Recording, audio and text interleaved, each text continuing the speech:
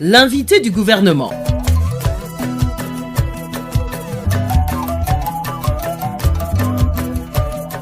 Bienvenue dans votre rubrique L'invité du gouvernement. Nous recevons aujourd'hui le ministre de la Communication et des Médias, Paul-Marie Gondjo. Monsieur le ministre, bonjour et merci d'avoir accepté l'invitation de Radio Gabon dans le cadre de cette rubrique. Bonjour Madame Nzangueyi et je suis honoré de l'invitation que vous me faites de parler du ministère de la Communication dans le cadre de cette émission que vous initiez.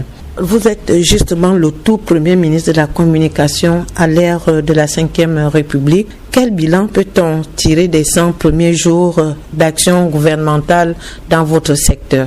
Écoutez, déjà pour moi c'est un honneur que m'a fait le président de la République, chef de l'État, chef du gouvernement, de me maintenir au gouvernement et de me confier les rênes du ministère de la Communication et des Médias. Et c'est un challenge nouveau après le ministère de la Justice. Donc en commençant justement dans les 100 premiers jours de notre action à la tête de ce ministère, il nous a d'abord fallu faire un tour du propriétaire pour voir dans quel état effectivement était notre administration et pouvoir recenser les différents problèmes et poursuivre l'action du gouvernement, parce que même si je viens à ce poste, il y a eu avant moi un prédécesseur et c'est la même politique, celle du président de la République, que nous poursuivons. Chacun de nous vient pour amplifier effectivement cette politique. Donc la coordination que nous mettons en place dans le cadre de la communication, je vous ai parlé de l'état des lieux et voir ensuite les grands projets que nous devons mettre en place. Il y a aussi, dans le cadre de la communication gouvernementale, une nécessaire coordination à faire avec les autres ministères et le secrétaire général du gouvernement. Donc, nous avons fait ce travail. Je pourrais m'étendre encore plus, parce que vu l'ampleur des problèmes qu'il y a dans le ministère de la Communication, donc des entités qui sont sous tutelle, notamment donc Radio Gabon, il y a beaucoup de travail parce que c'est la maison mère, c'est la première entité, donc 66 ans cette année, et nous avons de gros investissements à faire pour Radio Gabon. Après ce tour du propriétaire et au regard de la feuille de route qui vous a été confiée par le président de la République, quelles sont les priorités du ministère? Alors, il y a la souveraineté médiatique.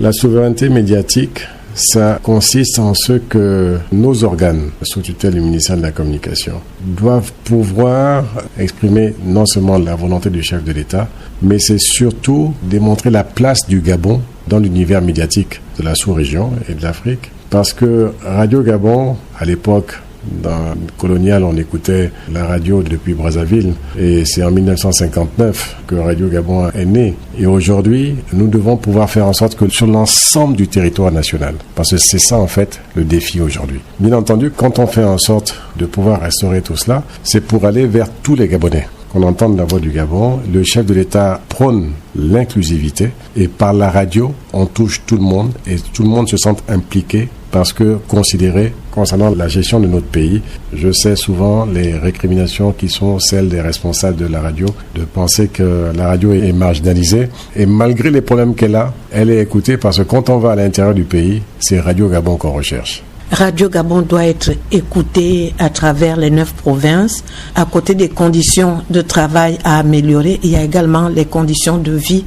Où en est-on avec le statut particulier des communicateurs? Alors, sur le statut particulier des communicateurs, c'est un vieux dossier. À notre arrivée au ministère de la Communication, c'est un dossier qui nous a été retourné du secrétaire général du gouvernement pour maintenant apporter les corrections souhaitées par la direction de la législation pour effectivement faire en sorte que ce projet de loi soit conforme aux textes en vigueur.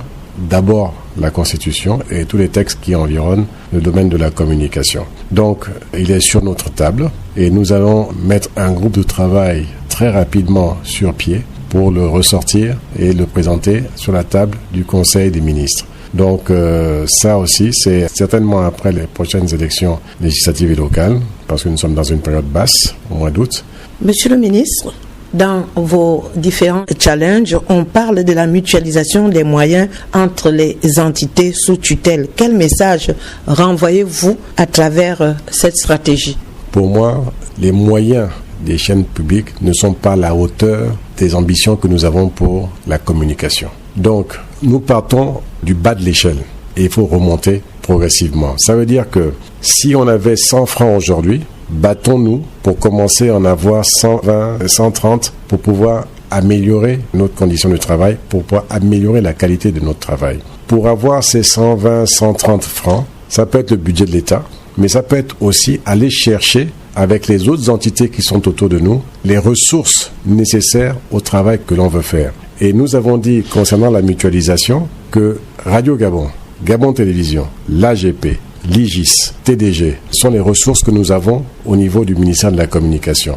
Et chacune a un rôle à jouer avec l'autre. Et nous voulons effectivement faire en sorte que les moyens que les unes et les autres ont à travers les mécanismes d'argent que nous avons au niveau du ministère de la Communication puissent être mis en synergie de manière à donner plus de moyens, je dirais que ce soit à la Radio Gabon, que ce soit à la GP, que ce soit à la cellule de production audiovisuelle. Donc nous voulons effectivement arriver à cela. Cette mutualisation ne sera pas juste qu'un terme, nous allons le formaliser parce que lorsque demain nous allons avoir le projet TNT qui va se mettre en place, nous aurons déjà des organes ensemble. Mais il va falloir effectivement le formaliser pour donner plus de ressources humaines, de ressources matérielles et de ressources financières pour que chacune puisse travailler et donner de la qualité à ce travail-là. Mais dans ce projet TNT que nous avons au Gabon, la radio y est incluse. Tous les projets que nous avons, les stations provinciales, sur l'ensemble du territoire, ça veut dire que les équipements nouveaux qui vont être mis en place, les investissements pour revoir les travaux dans ces stations provinciales sont inclus dans ce projet. Monsieur le ministre, que dire de la situation actuelle de la Poste Banque et d'Africa numéro 1 ? La Poste a de gros problèmes. Nous avons vu effectivement que cette entité est vraiment sous perfusion. Parce que sans l'apport de l'État, aujourd'hui, cette entité ne peut pas fonctionner. Nous notons aussi au passage que c'est l'État qui paye les salaires des agents de la Poste SA, alors que c'est une société anonyme. Dans tout pays normal, si une société anonyme n'arrive plus à payer ses salaires et que c'est l'actionnaire principal qui paye, ça veut dire que l'entreprise en question n'arrive même plus à faire suffisamment d'argent pour payer ses salaires. Normalement, elle serait fermée. Mais ce n'est pas la vision du chef de l'État. La Poste doit pouvoir être sauvée, parce qu'il y a moyen de sauver la Poste. Mais pour sauver la Poste, il faut que nous fassions des sacrifices, il faut que nous puissions mettre en place un plan de relance que nous avons déjà sur notre table, et il y aura des décisions à prendre. Parce que lorsque quelqu'un est malade, on vous donne les médicaments qu'il faut pour vous soigner. Parfois, ça fait du mal. Mais ça fait du mal parce qu'il faut que vous puissiez effectivement être guéri. Donc là, nous allons voir, mais nous parlerons bien entendu, comme nous avons commencé à le faire, avec la direction, le partenaire social qui est le syndicat. Nous avons déjà commencé avec eux à expliquer en fait la démarche qui est celle de l'actionnaire principal, donc l'État. Ça, c'est pour la Poste SA. Pour ce qui concerne Africa numéro 1, c'est une radio qui a vraiment fait la fierté du Gabon. Et je pense que quand Africa numéro 1 a existé, Radio Gabon n'en a pas du tout pâti. Au contraire, c'est pour dire qu'en fait, lorsque vous avez une radio comme celle-là, c'est surtout l'émulation créée qui permet à l'autre de pouvoir aussi grandir à côté. Donc à l'époque de Africa numéro 1, Radio Gabon existant, n'est-ce pas ? Nous avons pu effectivement être la fierté de l'Afrique et nous-mêmes être fiers de cette radio. Malheureusement, Africa numéro 1 a connu des problèmes, on va dire structurels, des problèmes économiques. Mais aujourd'hui, le chef de l'État a souhaité faire ressurgir cet esprit de Africa numéro 1. Vous avez vu les travaux qui se font au siège d'Africa numéro 1. Les bâtiments vont être livrés dans quelques semaines. La radio elle-même va devoir être restructurée. Mais permettez-moi simplement de ne pas en dire plus maintenant parce que nous allons faire des propositions concrètes au chef de l'État.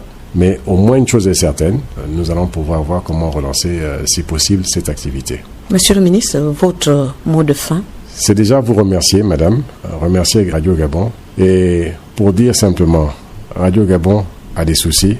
Radio Gabon, c'est notre berceau, c'est l'histoire de notre pays. Et l'image, c'est une chose. La voix, le son, c'en est une autre. C'est un lien immatériel qui existe avec les auditeurs, qui crée en fait justement ce symbole d'histoire, ce symbole sociétal.